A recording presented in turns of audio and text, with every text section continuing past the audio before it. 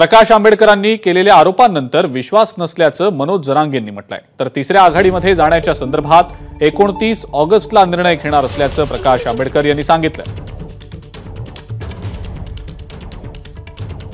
त्यांचा शब्द माझा विश्वासच बसत नाही त्यांच्या त्या शब्दात। विश्वास दुसरं काही म्हणले असते तरी एखादं वेळेस आपण त्याच्यावरती विचार केला असता आणि हे शक्य म्हणजे मला काय बोलावं हे नाही कळत त्या प्रश्नावर। मी सुद्धा ऐकलं ते पण ते विश्वास नाही बसत त्याच्यावर।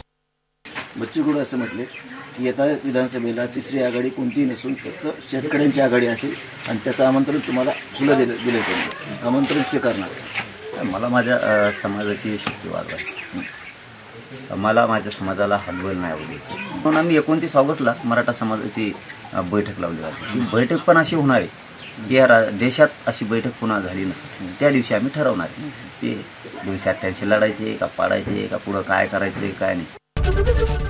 एबीपी माझा, उघडा डोळे बघा नीट।